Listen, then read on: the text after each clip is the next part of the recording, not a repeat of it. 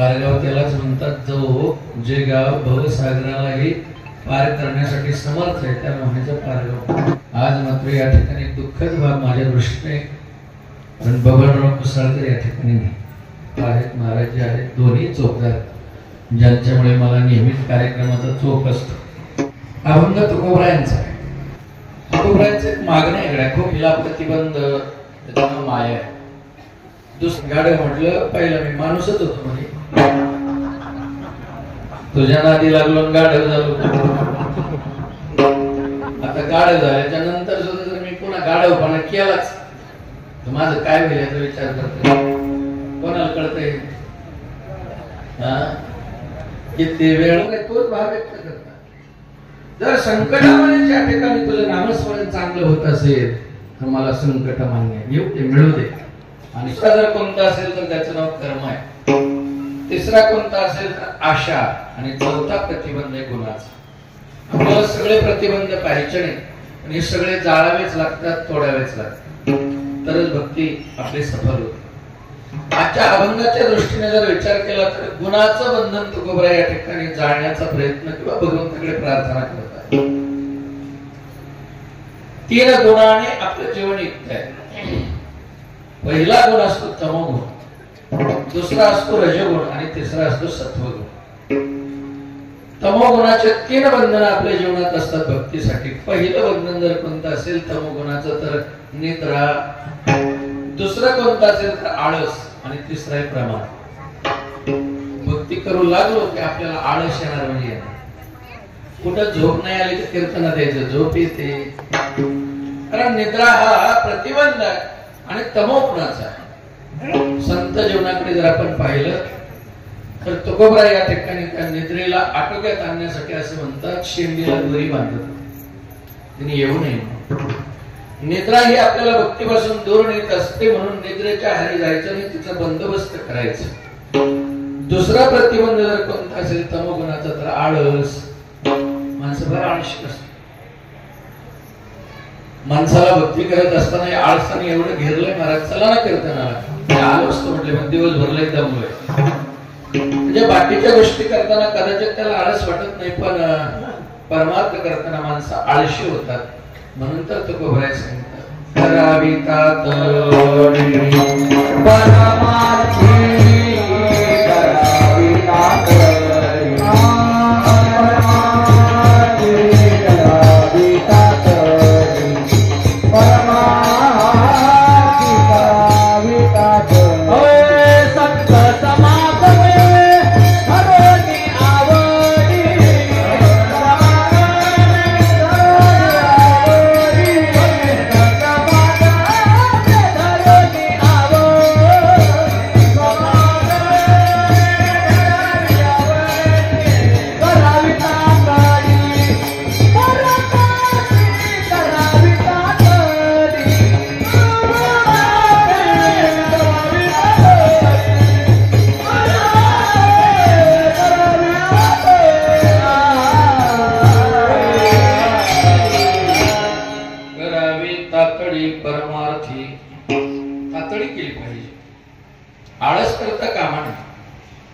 संसार करताना आपल्याला आळस येत नाही, आणि दुसरी महत्वाची गोष्ट किळस येत नाही। संसाराची किळस आली पाहिजे आणि परमार्थातला आळस गेला पाहिजे।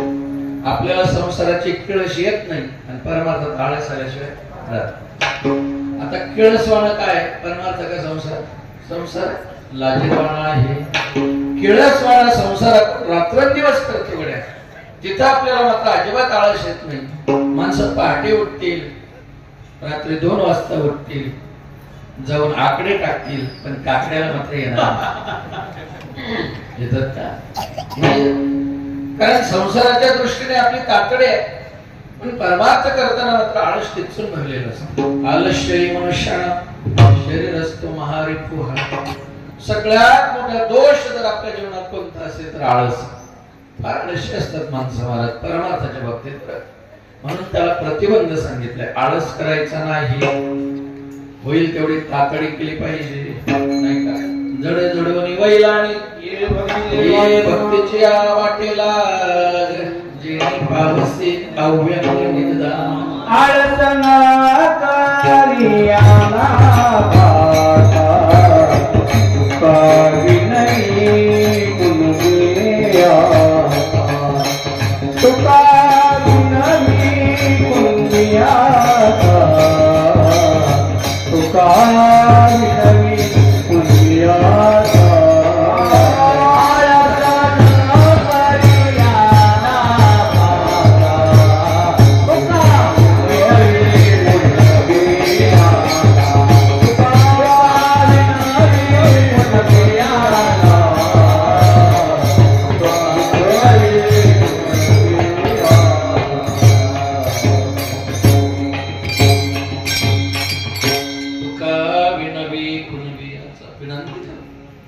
आळस करू नका गड्या. परमार्थ करत असताना या ठिकाणी आळस हा शत्रू आहे. परमार्थ हा तातडीने अंग झटकून केला पाहिजे. परमार्थ करताना अंगावर कधी काही घ्यायचं नाही. याचा अर्थ गोंधळ वगैरे नाही म्हणत, भार घ्यायचा नाही.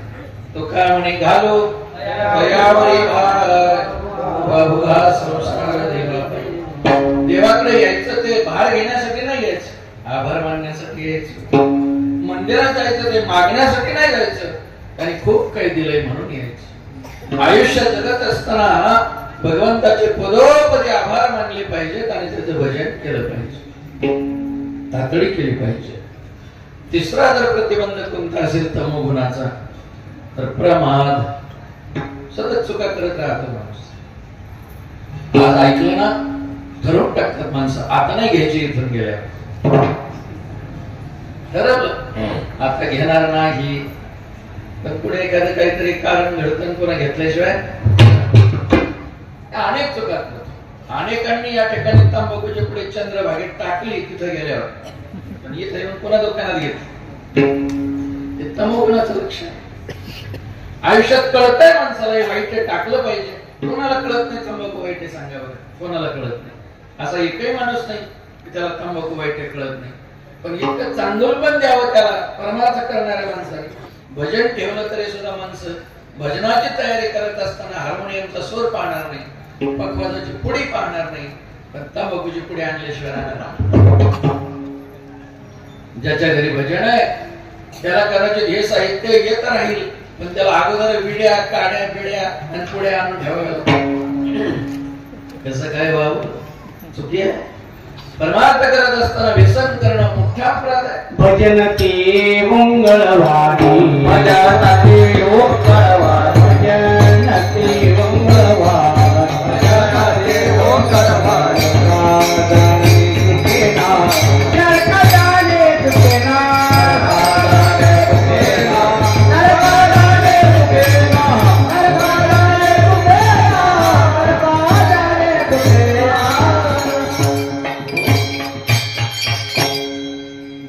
गाणे मंगळवाणी नरका जाणे चुकेना. अमंगळ गोष्टी घेऊन भजन करू. भजनांचं सोडा, कीर्तन करण्यास तंबाखू खाल्ल्याशिवाय सोडा नाही की नाही बाबा. बरीच कीर्तनकार मंडळीच बसल्याबरोबर सुरू करतात. एवढी वाईट गोष्ट आहे तरी एवढी चांगली का व्हावी, तिला शिष्टाचाराचा दर्जा मिळावा. हो, काही बाबी आमुष्याला चालतात, पौर्णिमेला चालत नाही. काही एकादशीला चालतात, शिवरात्रीला चालत नाही. काही शनिवारी चालतात, रविवारी चालत नाही. तंबाखू एवढी पवित्र आहे, रविवारी चालते, शनिवारी चालते, एकादशीला चालते, पण शिवरात्रीला पण चालते. हिरव्यागार तंबाखूच्या शेतातून गाडव चाललं होतं, ती खाय ना तिला. तंबाखू म्हटलं गाडवा, माणसं माझ्यावर एवढे प्रेम करतात, तू का बरं तोंड लावत नाही. गाडव म्हटलं आता नादी लावू नये असं मला वाटतं, तुझ्या पाया पडतो पण नादी लावू नको. तंबाखू म्हटल्यास काय वाटलं झालं तुझं माझ्यावर. माणसं एवढी प्रेम करतात, तो मला अजिबात स्पर्श करणार. गाडव म्हटलं पहिला मी माणूसच होतो म्हणजे, तुझ्या नादी लागलो गाडव झालो. आता गाडव झाल्याच्या नंतर सुद्धा जर मी पुन्हा गाडवपणा केलाच तर माझं काय होईल याचा विचार करतो. कोणाला कळतंय. किती वेळा जन्मा यावी, किती भावी पदी. जन्माला यावं लागतं मला दोषांसोबत. गाढव सांगते तंबाखू खाण्यामुळे मला पुन्हा जन्म प्राप्त झाला. आयुष्य जगत असताना हे तमोगुणाचे लक्षण आहे. हे तमोगुणी प्रतिबंध आहे. वाईट सवय, एखादी वाईट कृती पुन्हा पुन्हा करत राहणं हा प्रमाद आहे. आयुष्यात कळून सुद्धा काही गोष्टी करतात माणसं, याच्यासारखं कोणता प्रमाद असतो? न कळत घडू द्या, न कळत काय हरकत नाही.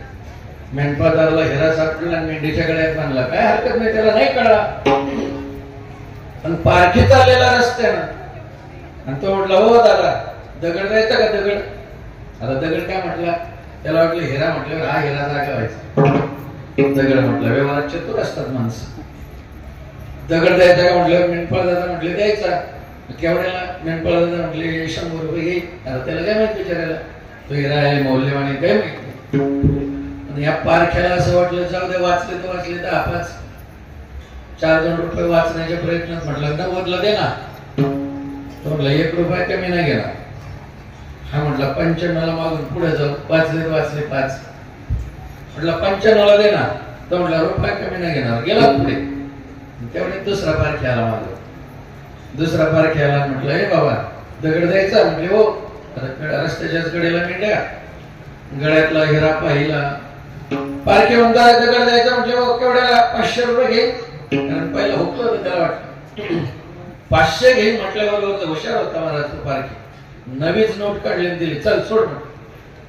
त्याला वाटलं 100 रुपयावर चालला होता, 5 पट मिळाले. आनंद झाला महाराज, लगेच सोडला देऊन टाकला. आणि लहर आलेला आलं माघारी, 5 रुपयावर वाचायला गेले. माघारी आलं, अरे ते व्यवहाराचं आपल्या दे ना 95ला. तो म्हटलं काय कमालय, 95ला मागतो. दिला म्हणे 500 रुपयाला दिला. अरे 500 रुपयाला कोणाला? अरे तुझ्यासारखा एक व्हॉट्सअप आला त्याला दे. तो पारखे जो 95ला मागून गेलेला होता ना, इतका दुःखी झाला, त्याचं दुःख सोडून दिलं आणि याला दूषण द्यायला लागला. माझं जास्तच आहे महाराज. त्याला दुःख झालेलं दुष्काळ होतो म्हणायचं, तुला कळत काय? अशाच मेंढ्या सांभाळशील, अडाणीच आहे, तुला काहीच कळलं नाही. लाखो रुपयाचा हिरा खुशाल 500 रुपयावर घातला. 500 रुपयावर घातला म्हणे लाखो रुपयाचा हिरा. मेंढपाळाला मोठ्याने हसला. म्हटलं जाऊ दे रे, मला तरी कळलाच नाही. एवढ्या लाख रुपयाचा होता, मोलाचा होता, मला नाही कळला, मी अडाणीच आहे. पण तुला कळून 5 रुपयावर घातला म्हणे. तुला कळला होता ना. कळून जर 5 रुपयावर घालत असतील तर दुर्दैवी कोण आहे? कोणाला कळत नाही मला ते वाईट आहे. सगळ्या वाईट गोष्टी माणसाला कळतात. कोण माणूस आहे असं त्याला वाईट काय कळत नाही? इथं बसलेला एकही माणूस असा नाही ज्या अर्थी तो कीर्तनाला आलाय याचा अर्थ त्याला सत्सद्विवेक बुद्धी आहे. ज्या अर्थी तो परमार्थ करतो त्याचा अर्थ त्याला चांगला काय वाईट काय कळतंय एवढंच आहे. कळून सुद्धा तो कोणा चुका करतोय हाच प्रमाद आहे.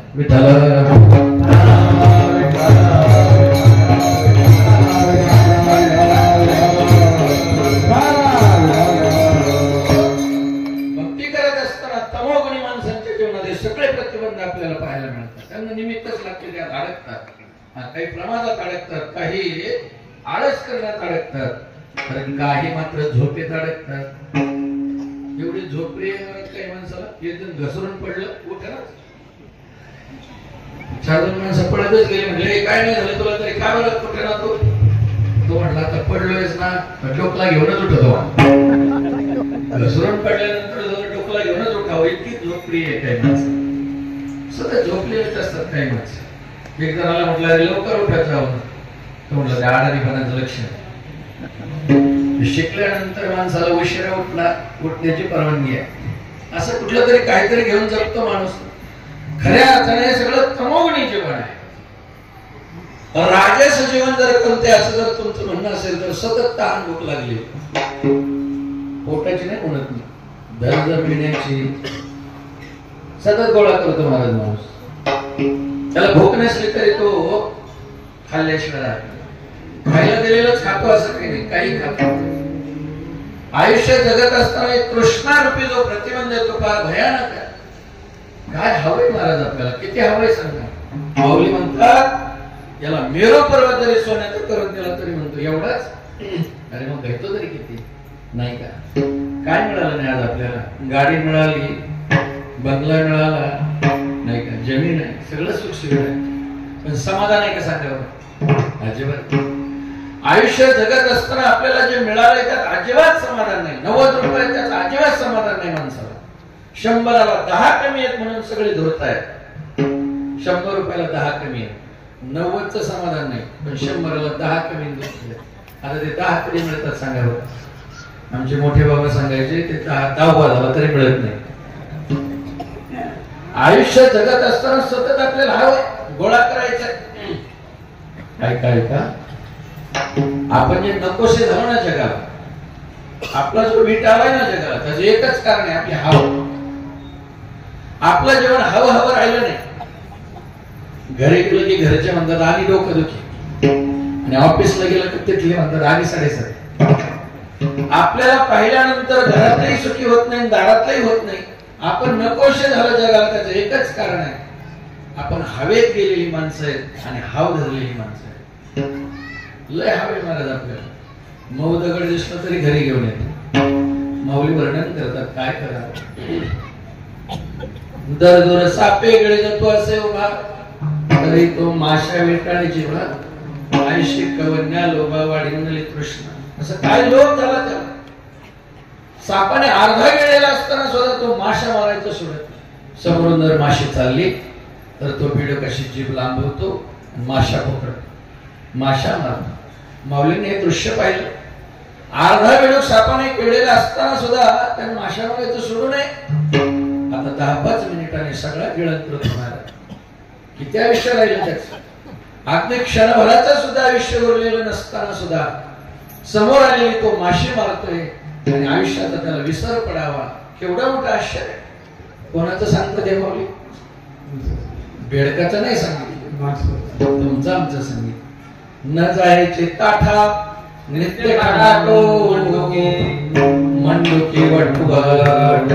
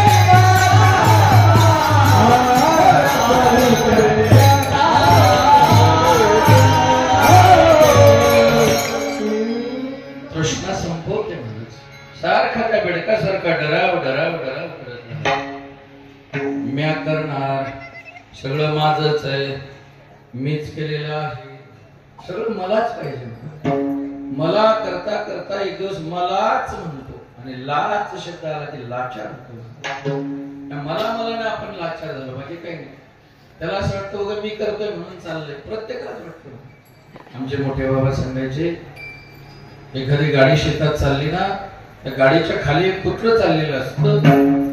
गाडी ते बैल ओढत असतात, तो मालक चालवत असतो, पण त्या गाडी खाली चालणाऱ्या कुत्र्याला असं वाटतं मीच गाडी ओढतोय, मीच चालवतो. आपलं तेच आहे. आयुष्य जगत असताना खऱ्या अर्थाने प्रत्येक ठिकाणी माणूस म्हणतो मी आहे म्हणून चाललोय. घरी तर बघा तुम्ही आपल्या बापाला काय नाही जमलं, सगळं मॅच केलं. आपल्या बापाला काय जुळलं नाही, सगळं मॅच घेतलं. मॅच घर बांधलं, मॅच जमीन घेतली. माझ्या बापाला काही जुळलं नाही. आता बापाला काय जुळलं ते इंदुरीकरांची कीर्तनात ऐकत. आपली सांगायची हिंमत नाही. बापाच्याच कृपेने चालतं. आई वडिलांच्या आशीर्वादाने सगळं मिळत असतं, पण माणसं म्या म्या म्या म्या करतात. म्या म्या म्हणजे अशी महाराज, एक जण शेळीचा कान फुलायचं म्हणायचं, सांग का कोणी जाळेल, ती म्हणायची म्या. सांग सीतेचा शोध कोणी केला, कान फुला घेतली, म्हणायची म्या. आता सीतेचा शोध करण्याचा, लंका जाळण्याचा आणि याचा काही संबंध आहे का? संबंध आहे का काही? तिची म्या म्या काही कामाची आहे का? ही म्या म्या तिची सांगितली का मी? हे आपलं चाललंय. दारात दिंडी यायची, चला ना पंढरीला. अहो जन्माला आले तर सार्थक आहे, चला. तो म्हणला मी जर तिकडे आलो ना, माग काय खरं नाही, मी म्हणून चाललंय. काय चाललंय? अहो पेरणा, मी म्हणून पेरणा आहे, मी नसल्यावर पेरणी होणार. महाराज म्हटले आल्यावर पेरा पेरा. तो म्हटला तू म्हणे सांगितलं मडे झाकून या करावी पेरा. ही प्रमाणाबरोबर पाठ असतात माणसाचे. शेवटी कष्ट करता करता मी म्हणून पेरतय, मी म्हणून पेरतय, म्हणजे पेरणं चाललंय. शेवटी तिथेच मेला आणि त्याच घराच्या दावणीला बैल होऊन जन्माला. वासना मोठी वाईट असते, जन्म घेणे लागे वासनेच्या संगी. जशी वासना, कष्ट करण्याची वासना होती, मीच सगळं करतोय असं वाटत होतं. म्हणले हो बैल झाला बैल. पुन्हा दिंडी आले, महाराजांनी चौकशी केली, म्हटले गेले ते. अंतर्ज्ञानाने पाहिलं कुठे गेले तर दावणीला बैल झाले. महाराज जवळ गेले, म्हटल्यावर चला की आता तरी काय घेतलं, किती कष्ट. तो म्हटला खरं सांगू का महाराज, आलो असतो नाही असं नाही, मलाही वाटतं यावं. महाराज म्हटले बरं होईल, आमच्या रथाचा एक बैल जरा कधी उठतो कधी बसतो, चला की. तो म्हटला पण खरं सांगू का, पेरणं चालू आहे, मला लावलेला जोडी नवीन गोर आहे, त्याला तास कळत नाही, बाजू वडत नाही, तास कळत नाही. मी बघा घरचा आहे म्हणून त्याला तासात घेऊन चालवतो, आणि मी म्हणून आमची पेरणी चालली. मी कसलो तर पेरणं होणारच नाही असं कोण म्हणतो? हा ते पहिलं सांगतो, मी म्हणून चाललंय. त्याला तर तासही कळायचं नाही, बाजू वाढायचं नाही. घरचा दीड पदर माझ्यावरच असतो. म्हटलं दीड बाजू मी सोडित. आता दीड बाजू वाढायचे म्हणलं ते जगन मेलं, तासात मेलं. त्याच घराच्या दारात कुत्रा होऊन जन्माला. तृष्णा कशी होत, माणसाची आशा जर संपली नाही तर अनेक जन्म घेऊन आपल्याला या ठिकाणी कधीच पूर्ण होत नाही. आशाचे नाद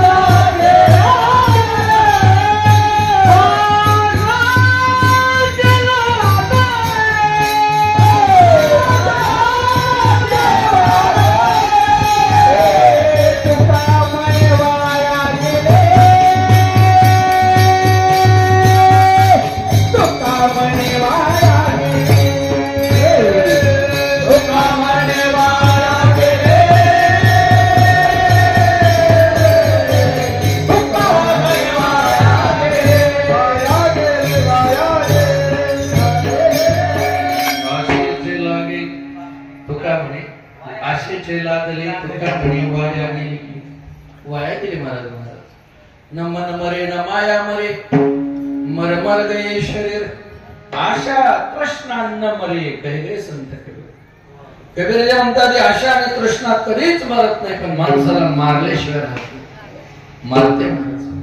शेवटी त्याच दारात कुत्रा होऊन जन्माला आला. दिंडी आली. महाराज म्हटल्यावर चला की पंढरीला. सन्मान आहे, खंडोबा म्हणून पूजा करतात लोक, पंक्तीला बसवतात. एवढी हाड चालली तुमची इथं, हाड्या करून घेण्यापेक्षा चला दंडित सन्मान आहे. तर म्हटलं आलो असतो महाराज. पोरल सकाळी लवकर उठतात, गायगाने रानात जातात, कोणी कुलूप लावित नाही, काय बाहेर काय राहिले पाहत नाही. मी उगा घरचा आहे, कोणाला सुतळे सुद्धा उचलू देत नाही. आमची भाऊकी का धडाची म्हटलं काही ठेवते काय तुम्हाला. इथं सगळं माझ्या जीवावर एक पोर सगळं टाकून जातात राहणार, बिंदास जातात, म्हणजे कुलूप सुद्धा लावत नाही. उगा मी घरचा आहे म्हणून कोणाला सुतळे उचलू देत नाही. मी नसलो काय करायचं सांगा बरं. उगा मी आहे म्हणून चाललंय. कोण म्हणत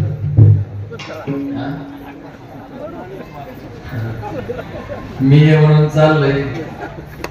महाराज म्हटलं येण्याच्या भानगडीत नाही पण राखण करता करता मेलं, त्याच घराच्या नालीत वेळ होऊन जन्माला आला.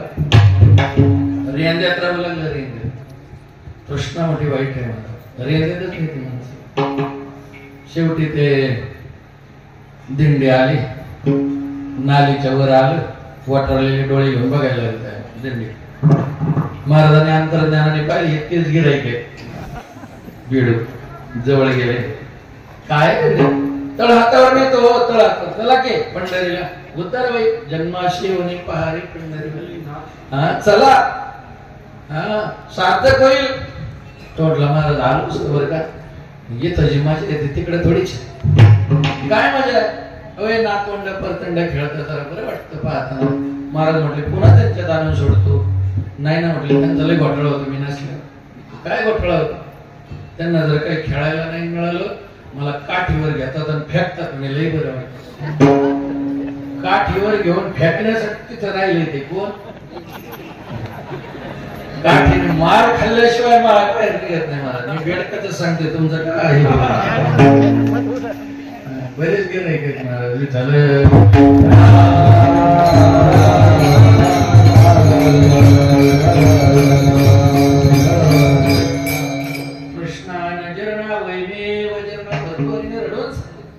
कृष्णा जन्म करते माणसाला, अनेक जन्माला घेऊन जाते. म्हणून हा कृष्ण हा प्रतिबंध जाळावाच लागतो.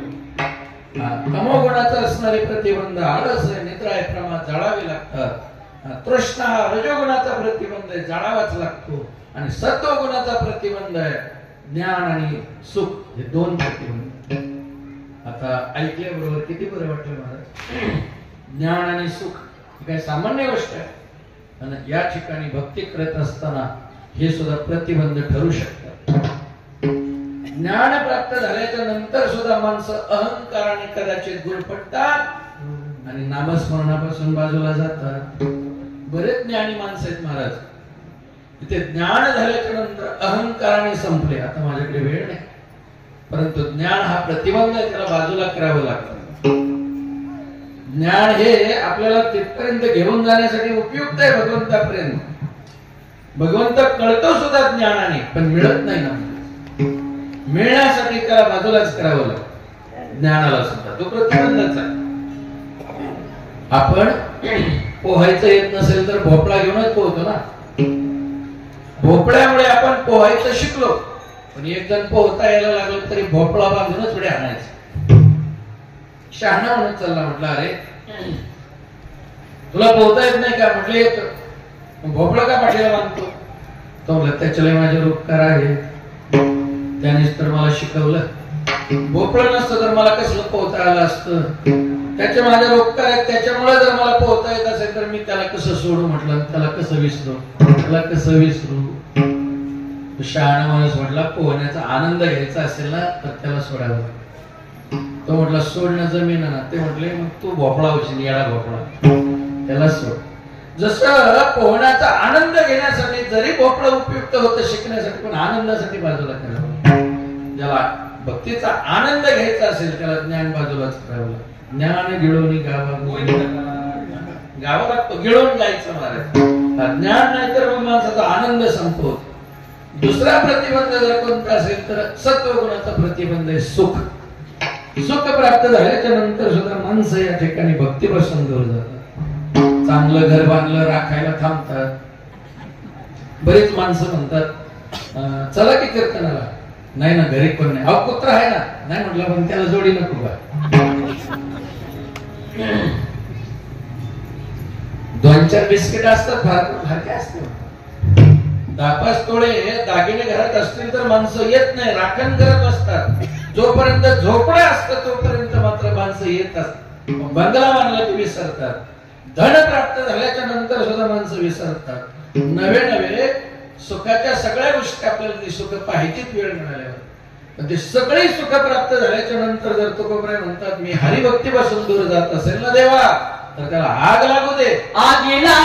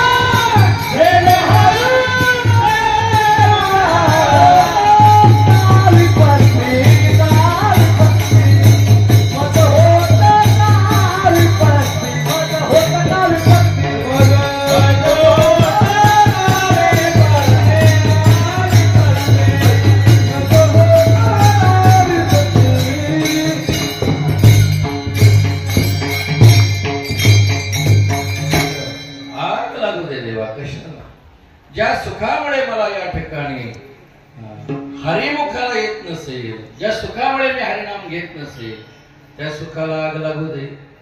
आगी लागो तया सुखात त्या सुखात कोणत्या जेणे हरी नये मुखा. ज्या सुखामुळे या ठिकाणी हरिमुखाला येत नसेल ते सुख जळू दे. काय त्याचं जाळ करायचं. संसारामध्ये अनेक सुख सांगितले. कदाचित त्या सुखांमध्ये आपण प्राप्तीनंतर देवाला विसरतो. होऊ शकतो. विदुर काकांनी विदुर नीतीमध्ये 6 सुख सांगितले. अर्थागम नित्यारोगिताच, प्रियाचे भार्या प्रियवादिनीच, वश्यच पुत्र, अर्थकारी विद्या, षट जीवलोके सुखान राजा. हे 6 सुख आहेत संसारातले. कोणते? अर्थागमो, रोज अर्थाचं आगमन होणं, पैसा घरात येणं सुखच आहे महाराज. असं आहे का? पैसा पाहिला फार वाईट वाटलं? अजिबात नाही. म्हणत पैसा पाहिला की सगळे सुखी होते. आजकाल सगळ्यांना या ठिकाणी जर काय हवं असेल सुखासाठी तर पैसा पाहिजे, नाही का? आपली व्याख्याच अशी, पैशावाला सुखी. नाहीतरी आपला सगळा प्रयत्न पैसा मिळविण्याचा काय, तर पैशावाला सुखी असतो. सगळेजण त्याच्यावर प्रेम करतात. सगळ्यांना तो हवा वाटतो पैशावाला. जोवर पैसे तोवरच आपल्याला जग मानतं. जोवर पैसे तोपर्यंत सगळे नमस्कार करतात. सब पैसे के भाई यहाँ पुन्हा दिल का साथी कोई नहीं. या जगामध्ये सगळे पैशाचे भाऊ असल्यामुळे किंवा धनवंत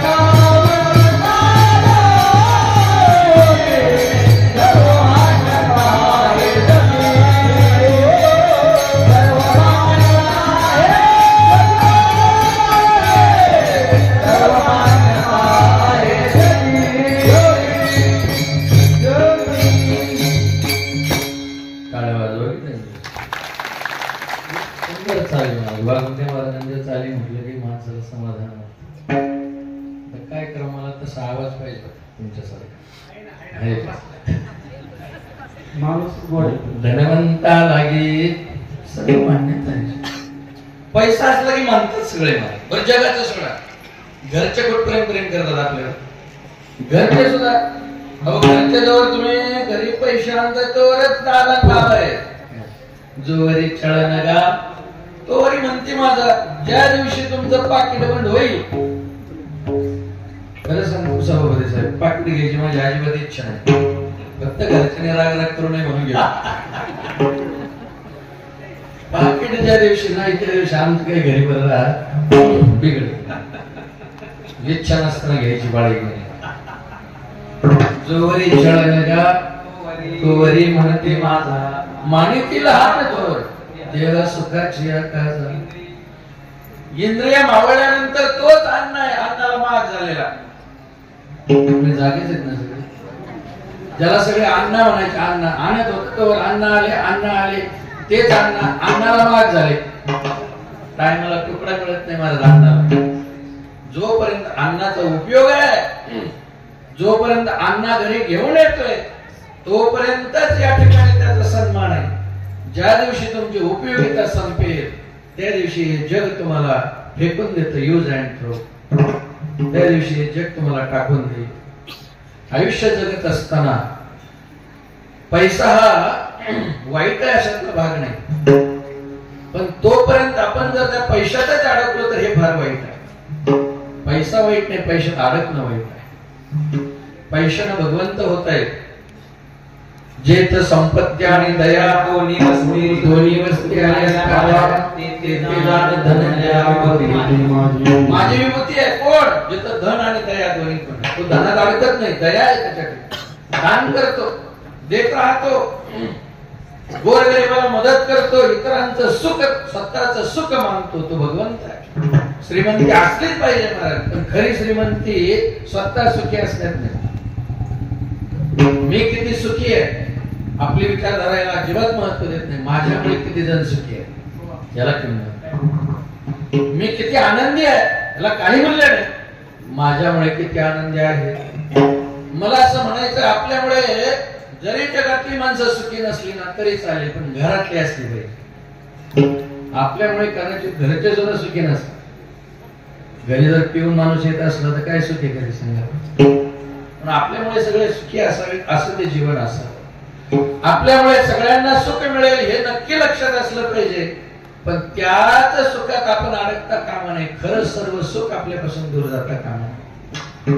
म्हणून पैशात न अडकता आपल्याला भगवंताचं स्मरण असलं पाहिजे पण आपल्याला काय तर निर्मितीत अडकण्याची सवय आपण पटकन अडकतो निर्मिती कविराच्या कवितेजवळून चाललेले आणि एक बाई नथ आणणाराचं वर्णन करत नको म्हटलं तरी आणली 2 ग्रॅमची आणा म्हटलं 5 ग्रॅमची आणली आता कबीरजीने ऐकलं वर्णन नथ आणणाराचं चालू आहे पण कबीरजी म्हणतात काय गंमत आहे ना एक नथ मिळाले 4-2 ग्रॅमचे, तर त्या आणणाराचं किती वर्णन चाललंय, आणि ज्याने नाक दिलंय त्याचं कुठे स्मरण. जिस यार ने नथ मिले विषय सुमरत बार बार, जिस यार ने नाक दिया उससे भूल गई ना. आपल्याला नथने अडकायची सवय आहे, नाकाचं विस्मरण. निर्मितीत अडकतो आपण. बघा सगळेजण चित्रपट लक्षात ठेवतात, पण निर्माता हेच तर अज्ञान. चित्रपट पाहू नये असं नाही, पण चित्रपटाचा निर्माता लक्षात असला पाहिजे. माऊलींनी ज्ञान विज्ञान अज्ञानाच्या मोठ्या सुंदर व्याख्या केल्या. कधी बघा घरी गेल्यावर विठ्ठल. निर्मितीचं ज्ञान विज्ञान आहे, हे निर्माण करणं हे विज्ञान आहे. पण निर्मितीत न अडकता निर्माता लक्षात ठेवणे ज्ञान आहे. आणि निर्मितीत अडकल्याच्या नंतर निर्मात्याचं विस्मरण होणं हे अज्ञान आहे. जाऊ दे, आपल्या जीवनामध्ये धनात अडकायचं नाही, एवढं ध्यानात ठेवायचं. का? कारण धन हे मान्यता मिळवून देऊ शकतं, धन्यता नाही मिळवून देत. धन्यता मिळते कशाने? धन्य जगी तुची एक हरी रंगी नाचे, धन्य जगी तुची एक हरी रंगी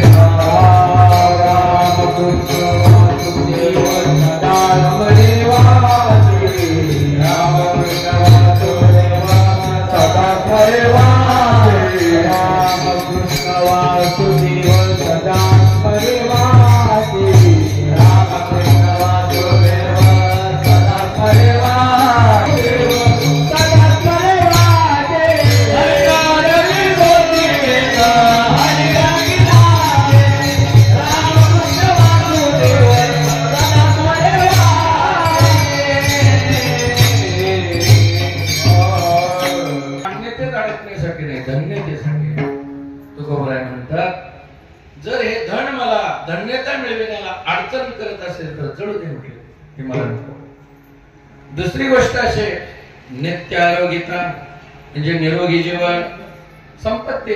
निरोगी जीवन सुद्धा आपलं सुख आहे. पण माणसं जीवन जगत असताना निवळ व्यायामातच जीवन संपत असते. बऱ्याच जणांचं आयुष्य जोरबाई धक्का काढण्यातच गेलं. भगवंत त्यांच्या स्वप्नात सुद्धा आला. फार तर त्याला आपण पहिलवान म्हणू शकतो नाही का. जोग महाराजांनी कुस्ती जिंकली, पठाण पाडलं. गंगागिरी महाराजांनी पाहिलं. गंगागिरी महाराजांनी बोलावून घेतलं जोग महाराजांना. काय शरीर आहे, संपदा आहे, असलं पाहिजे शरीर. पण या शरीराने तुम्ही हा पठाण पाडला, अजून एक तुम्हाला असाच विरोधक पाडायचा किंवा असंच एक जिंकायचं आहे म्हटलं. काय नाव आहे त्याचं पहिलवानाचं? त्याच्यापेक्षा मोठा आहे म्हटलं काय नाव? पण त्याला काळ म्हणतात म्हटलं. या पठाणाला तुम्ही या शरीराने पाडू शकला, पण काळरूपी पहिलवानाला जर पाडायचं असेल तर शरीराने नाही पाडता येत. त्याच्यासाठी नामस्मरण करा. काळ तारावाती जगे, काळ तारावाती जगे,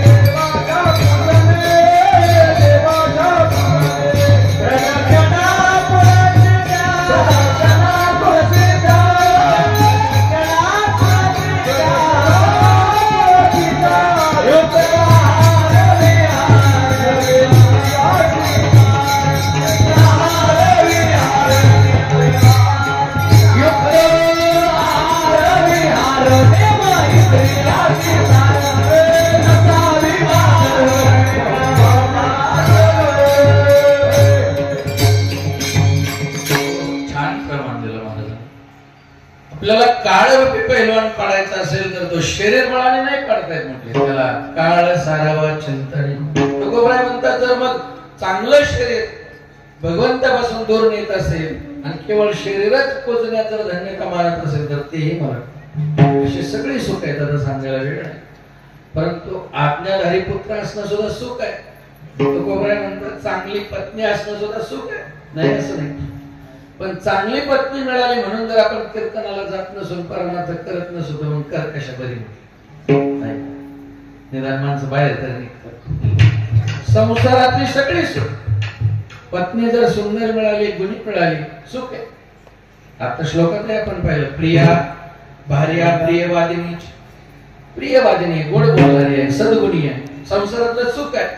पण उगीच बायको सद्गुणी मिळाली, गोड बोलणारी मिळाली आणि याने लगेच चोरी जवळच बसायचं धरलं तर काय उपयोग? कीर्तनालाच जात नसेल, भजनच करत नसेल, तो गोबऱ्या म्हणले मग कर कशा बरी. जो अडथळा या ठिकाणी तुकोबरा म्हणतात हरिनामाला येत असेल त्याला सगळ्याला आग लागू दे. बघा ना कुंती मातेचं जीवन, राज्य मिळालं महाराज कुंतीला. पण धर्माचा राज्याभिषेक झाल्याच्या नंतर भगवंत म्हणतात आता गेलं पाहिजे द्वारकेला. शहाणी माणसं इथे कर्तव्य नंतर थांबत नसतात.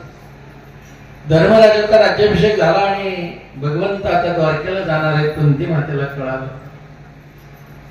कुंती माता ज्या रस्त्यानं केशवाचा रथ जाणार आहे त्या रस्त्याला येऊन वगैरे हात जोडले. भगवंत रथारूढ होऊन द्वारकेकडे निघालेले आणि समोर पाहतात तर कुंती माता राजमाता, धर्माचा राज्याभिषेक झालेला राजमाता असणारी कुंती या ठिकाणी भगवंताच्या रथाकडे येणाऱ्या दिशेने हात जोडलेले आणि दिनपणे उभी आहे. भगवंताने लांबूनच पाहिलं, उडी टाकली, जाऊन दर्शन घेतलं. आत्या मानायची, भगवंत आत्या होत्या कुंती. बुवा आत्या काय झालं?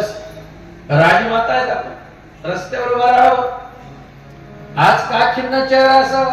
असं कोणतं संकट आहे? असं काय घडलंय की जीवनामध्ये या ठिकाणी तो दुःखी व्हावं? सांग बरं काय. कुंती माता गळगळा देवा, माझी मुलं राजे झाली ना, आम्हाला राज्य मिळालं म्हणून तू चाललास, आम्ही सुखी झालो, आम्हाला सगळं मिळालं असं समजून तू निघालास. काय करे आमच्या त्या समाजाने निंद ठरवली आमचं जीवन, तू स्वीकारलं म्हणून वंदनीय. तुझ्यामुळं आज हा सगळा समाज आम्हाला नमस्कार करत असला आणि माझ्या घरच्याच माणसाने माझ्या वधूला भर दरबारात उडत आणलं. तू होता म्हणून लाज राख. लहानपणीच माझी मुलं विष पाजून मारले असते त्या कौरवांनी, तू होता म्हणून रे. केशवा तू सगळे वणीव दूर केले. ज्या ज्यावेळी संकट आलं त्या त्यावेळी तू उपस्थित होता, आमच्या जवळच होता. कधी आम्हाला सोडून गेला? द्वारकेचा राणा पांडवा घरी सतत आमच्या घरी राहा. तू जवळ होतास ना, अखंड वनवास मिळाला पण त्याचं काही वाटलं नाही. तू होता म्हणून या ठिकाणी आमच्या जीवनाला अर्थ आहे, होता आहे. पण आता सुख मिळालं, राज्य मिळालं, माझ्या मुलांचा राज्याभिषेक झाला आणि तू जर निघून जात असशील ना तर या सगळ्या राज्याला आग लागते. आगी लागत या सुखा, आगी लागत या सुखा, आगी लागत या सुखा.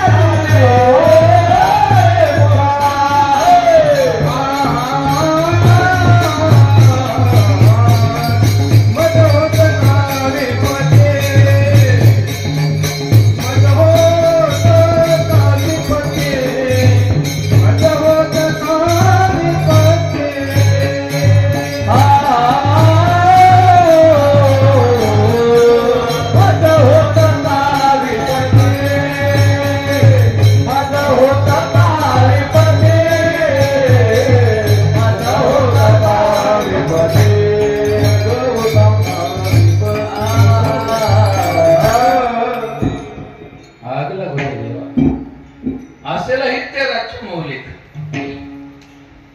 कदाचित या ठिकाणी मिळालं असेल सगळं वैभव माझ्या मुलाला, पण सुख मिळाल्याच्या नंतर तो जर या ठिकाणी द्वारकेला जाणार असशील ना, तर त्या सगळ्या सुखाला आग लागू दे. मला माहितीये आमच्यावर संकट आल्यानंतर तो आमच्या सोबत असतो. तुझे आमचे इष्टदेवता, तुझे सदा रक्षिता. आम्हाला संकटात या ठिकाणी तू कधी एकटं सोडलं नाही ना. माझं एक मागणं आहे, काय हवंय तुमची मला? बुवाजी काय हवंय? राजमाता काय हवंय? आता काही नाही, माझ्या वाट्याला पुन्हा तू सगळी दुःख दे, पुन्हा माझ्या वाट्याला सगळी संकट आली. सगळी संकट आली तरी चालते, हे राज्य मला नको, हे वैभव मला नको, काहीच नको. का? तू दूर जात असशील तर त्या सुखाला आग लागू दे, जवळ राहत असशील तर ते संकट मला दे. अभंगाच्या दुसऱ्या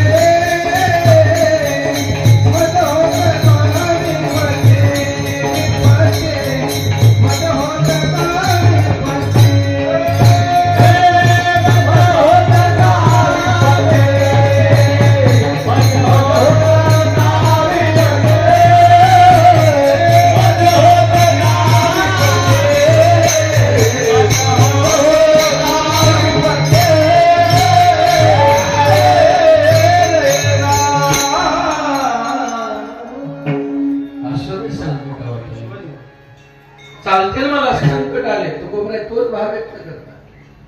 जर संकटामध्ये ज्या ठिकाणी तुझं नामस्मरण चांगलं होत असेल तर मला संकट मान्य आहे, येऊ दे, मिळू दे. आणि सुखामध्ये जर तुझं विसर होत असेल तर ते जळू दे. काय मागणी? आपण तर हे सगळं मिळविण्यासाठी देवाला विसरतो. दुख में हर कोई सुमिरन करे, सुख में करे ना कोई. सुख में सुमिरन करे, दुःख काय? सगळं दुःख प्राप्त झाल्याच्या नंतरच आपण देवाची आठवण करतोय. नाहीतरी माणसं चांगलं वागायला सुरुवात कधी करतात? ऍक्सिडेंट झाल्याच्या नंतर आहे ना. बरीच माणसं बदललेली मी पाहिली. महाराज सांगत थकले, महाराजांचं नाही ऐकलं, मोटरसायकलवर धडकलं, वाचलं. तिथून पुढे म्हटलं महाराज आता उरले ते हरित माणसं, चांगलं वागायचं, आता नाही वाईट वागणार. मला सांगा, प्रत्येकाने ऍक्सिडेंट व्हायचीच वाट बघायची का? पण तुकोबाराय म्हणतात जर तिथंच स्मरण होत असेल तर मला तेही मान्य. कोणती गोष्ट मान्य आहे, पण कधी कशासाठी? भगवत भक्तीसाठी. नामस्मरण जर मला संकटात होत असेल तर संकट येऊ दे. आयुष्यामध्ये शास्त्र असं सांगतं काय? विपदो नैव विपदा, संपदो नैव संपदा. आपण ज्याला संकट समजतो ते संकट नाही, आणि आपण ज्याला संपदा समजतो ती संपदा. विपदो नैव विपदा, संपदो नैव संपदा.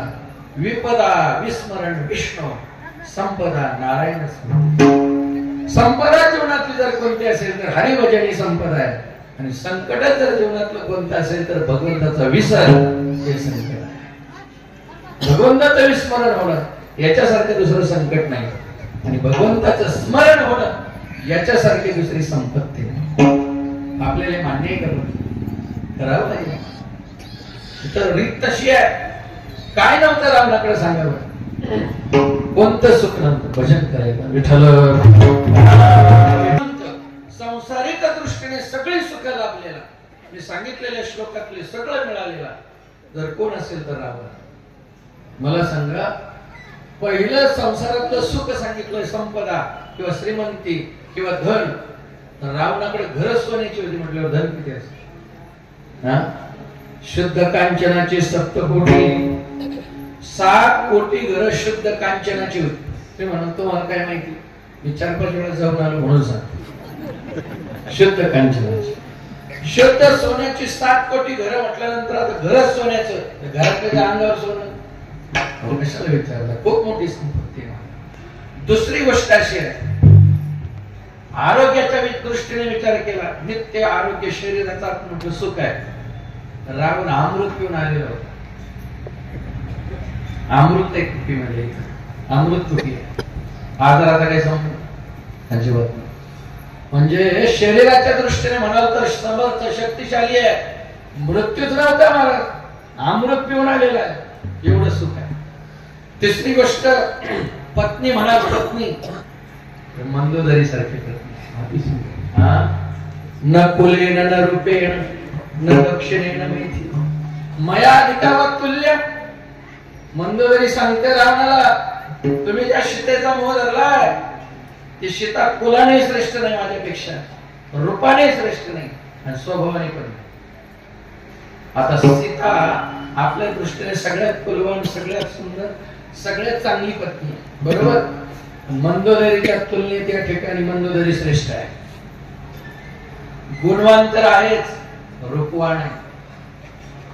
शक्यतो या गोष्टीची गाठ पडत नाही. काही वाणात असतं तर गुणात नसतं, काही गुणात असलं तर माफ करा, गाठ पडणं मुश्किल आहे. पण मंदोदरीच्या बाबतीमध्ये रूपवान आहे, कुलवान आहे, स्वभावाने श्रेष्ठ आहे, सीतेपेक्षा.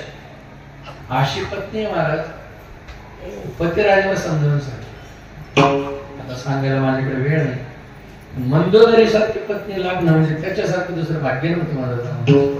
इतकी सुंदर पत्नी आहे आणि रूपवान आणि गुणवान आहे.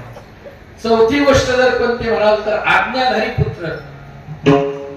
इंद्रजित सामान्य नव्हता, इंद्राला जिंकणारा पुत्र आहे, शूर आहे. पण शूर मुलगा असून सुद्धा आज्ञाधारी किती आहे माहितीये त्याला, माझा बाप चुकतोय. माहित नव्हतं का? इंद्राला जिंकणारा इंद्रजित, त्याला माहितीये माझ्या बापाचं चुकलंय, पण बापाची बाजू घेतली. चुकला असला तरी माझा बाप आहे, पण बाजू घेणं माझं कर्तव्य. याला आज्ञाधारी पुत्र. आज्ञाधारी पुत्र आहे, शूर आहे. कदाचित त्याने ठरवलं असतं तर बापाला बदलवता आलं असतं, पण आज्ञाधारी, आज्ञा म्हणावी. वैश्याचे पुत्र, आज्ञाधारी पुत्र आहे रावणाला. शिक्षण हे संसारातलं सुख सांगितलेलं आहे. रावणाचं शिक्षण म्हणाल तर चांगले चांगले विद्वान बाळ म्हणून ठेवतो त्याच्यापुढे. त्याने लिहिलेलं शिवशंकराचं ते तांडव आहे ना, आजही चांगले चांगले नाद लागत नाही महाराज त्याच्या विश्लेषण. कोड म्हणाल तर त्याचं ब्राह्मण कोड आहे. काय तुम्ही संसारामध्ये जन्माला आलेला हा रावण कुळाने श्रेष्ठ आहे, सामर्थ्याने श्रेष्ठ आहे. एवढं समृद्ध जीवन संसारातलं रावणाचं असून सुद्धा मला सांगा बरं, एखाद्या टपरीला नाव आहे का रावण टपरी? म्हणतात सांगण्यात एक कवडी गेली नाही, याचा अर्थ असा आहे आणि आता येतच नाही कोणालाच. तो का म्हणे ज्याची संपदा एवढी सांगत एक कवडी गेली नाही. कवडी गेली नाही याचं नवल नाही, कवडी इतकी किंमत राहिली नाही. का राहिली नाही? ऐका, लंकेमध्ये जाताना हनुमंतरायाला भगवंताने सांगितलं होतं का आता सीता शोध घालण्यासाठी चाललातच तुम्ही, तर येता येता लंका जाळून या, सांगितलं होतं का? नव्हतं सांगितलं. हनुमंतरायाला अजिबात या ठिकाणी भगवंत असं म्हटले नव्हते की सीता शोध झाल्याच्या नंतर येता येता लंका जाळून या. पण हनुमंतरायाने लंका जाळली की नाही? का जाळली? ऐका, विभीषणाची भेट होते आणि नामस्मरण करणारा विभीषण. लंकेची समृद्धी पाहिली, श्रीमंती पाहिली, सगळं पाहिलं, पण विभीषणाचं जीवन मात्र बत्तीस दाताच्या मध्ये जीव राहावी एवढे मोठे दर. हनुमंतराय विचार करतात एवढ्या श्रीमंताच्या नगरीत एका हरिभक्ती परायण माणसाला जर जीव मोठे धर्म राहावा लागत असेल तर या नगरीचा का जाळ करायचा का काय करायचं. एक हरिभक्ती परायण एक भगवत भक्त या ठिकाणी विचारलं हनुमंतरायाने कसं राहतात दारात रांगोळीत राम लिहिलंय म्हटलं हो लिहिलंय. मग कसं हे जगता कसं तुम्ही म्हटलं काय नाही धावून चालतं सकाळी कोणतरी सांगितलं रांगोळीत राम लिहिलं.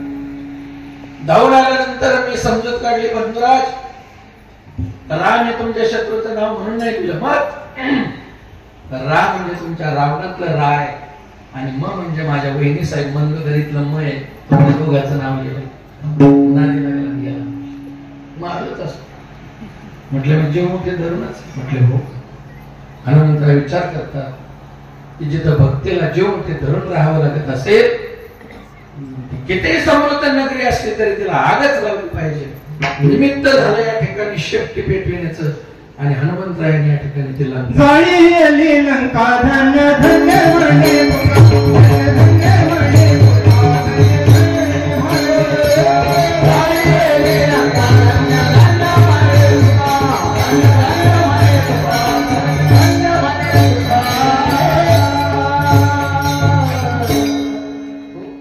हनुमंत महाबळी रावणाची दाढी जाळी ओ लंका जाळली यात काय नवलंय.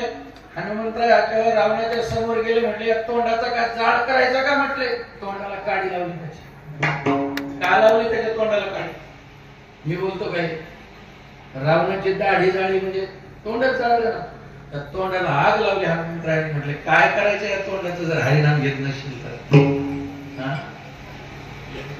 काय नागोबा म्हणतात सर्पाचे ते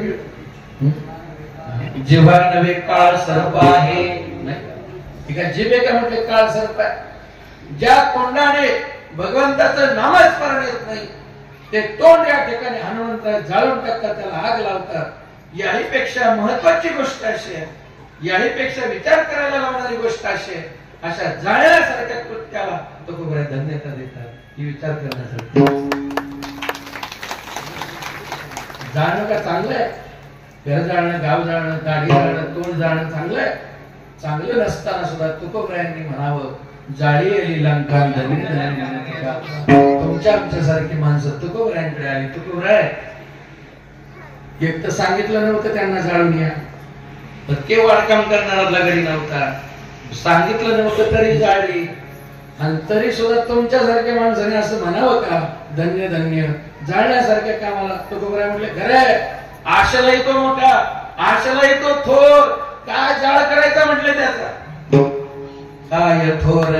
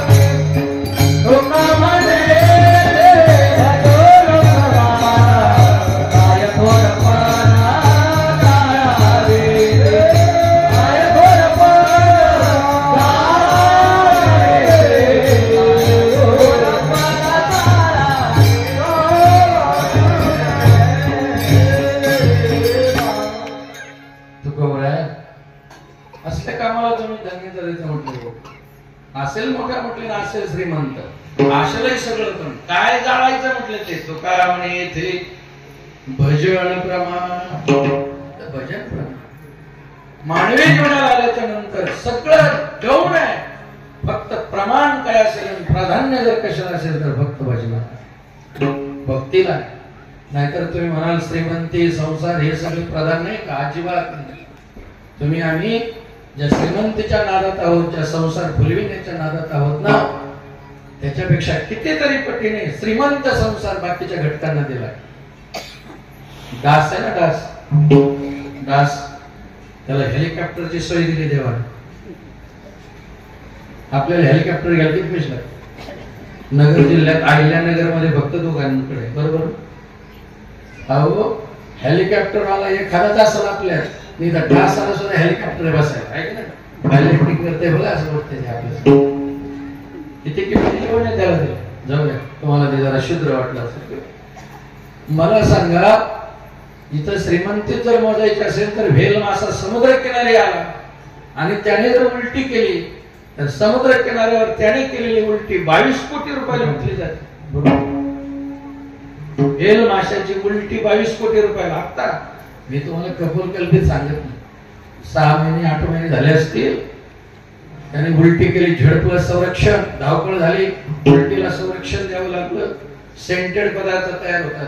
तर उलटीचा सेट मलय अग्नी चंदनापेक्षाही जास्त आहे. एवढी अनमोल त्याची उलटी आहे महाराज, त्या व्हेल माशाची उलटी, वॉमिटिंग. आता आपल्या उलटीला काय म्हणले, लय श्रीमंत आहे आपल्याला एखादा, ती वाकला समजा आणि धरली एखाद्याने पिशवीत, म्हणलं आमच्या आमची उलटी आणखी उलटा करून हल्ला लोकांनी उलटीला म्हणले. माशाची उलटी आपण काय बरोबर करू शकत नाही.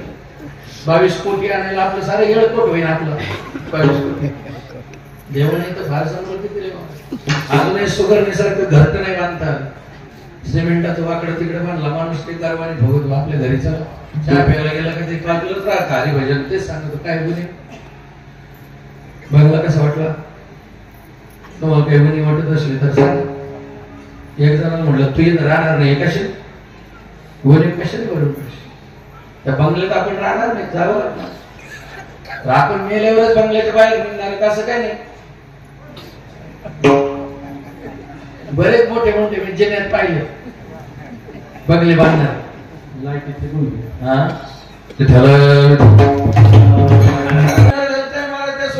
फार सुंदर. येण्याचा एक मार्ग, जाण्याचा एक मार्ग आहे. हवेली आहे, लाईट गेली म्हणून गरम होत नाही, कधी चोराला डल्ला मारता येत नाही, सापाला सुद्धा शोधता येत नाही. एवढं सुंदर घरट ते सुगरण बांधते. आपल्याला अजून तसं घरट बांधता आलं नाही, एवढंच चांगलं. म्हणजे राहणं त्यांचं चांगलं आहे. त्यातले तर त्या घरट्याकडे सुगरण तोपर्यंतच येते जोपर्यंत पिलं असतात. पिलं उडून गेल्यावर ते सुगरण त्या घरट्याकडे येत नाही, वाऱ्यावर सोडते. घरट्याभोवती घरट्या घालत नाही. आता घरट्या घालायच्या बाबतीत माणसं बघावं. किती मोठा बंगला म्हणलं तरी गावातलं पडकं घरी म्हणून पाहत. एक बाबाला म्हटलं काय येतात तुम्हाला, खांड येत ना, काय करायचं खांडाच? म्हटलं पोर आहे का, कुठून आणतील आणतील कुठून तरी. मातेच्या ढेगाऱ्यात पुरलेले खांडे शोधतो आपण, सगळे भुशे होतात तिथं. ऋषी थोडेच आपलेच पूर्वज. वासना कुठेतरी अडकते, जीवनाचं वाटोळ आपण करून घेतो. अजूनही आपल्याला सुगरणी सारखं घरट नाही, कोकिळी सारखं गाणं नाही. किती सुंदर गाणं. शिवाय पावसाळा आल्यावर मौन बाळगते. रहीम नावाच्या दुहेकाराने विचारलं पावसाळ्यात का बरं मौन होते? ते म्हणजे माझा बेडूक दादा गातोय ना, त्याला स्वरात यायची वाट. बेसूर गाणारा बेडूक सुद्धा सुरेल कोईल ऐकते, त्याला संधी देते.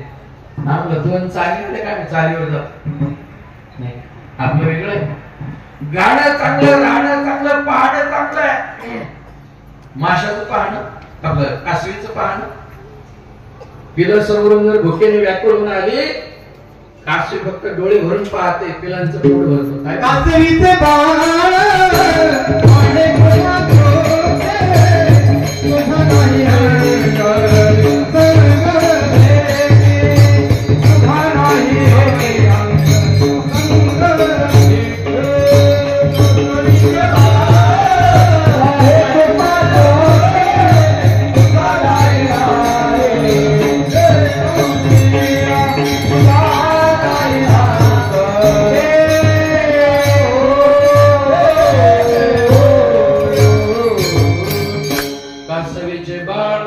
वाढे कृपा दृष्टी तुझा नाही भेटे अंग संग.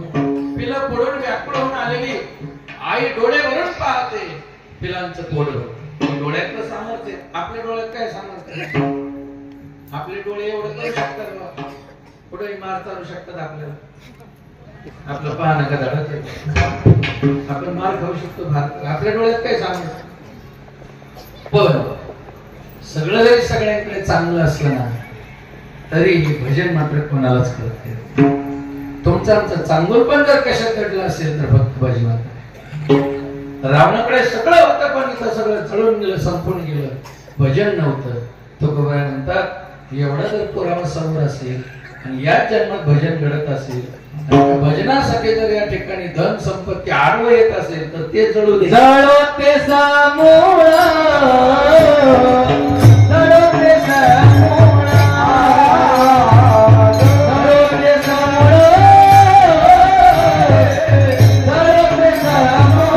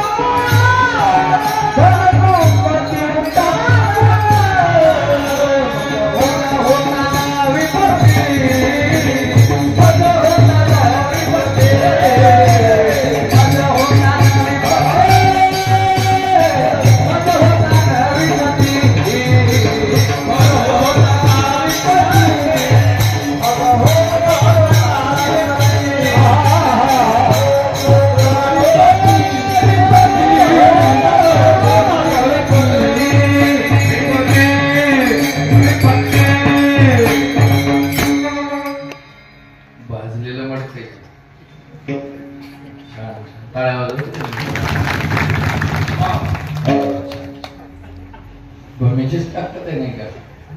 संत भूमी आहे, छान सुंदर चाल म्हटले वारकरी शिवाय नाही का? मला जरी गाण्याची वाटली तरी गाण्याची चालू बरी आपली तुरली नाही म्हणते नाही ते गाण्याची होती असं नाही.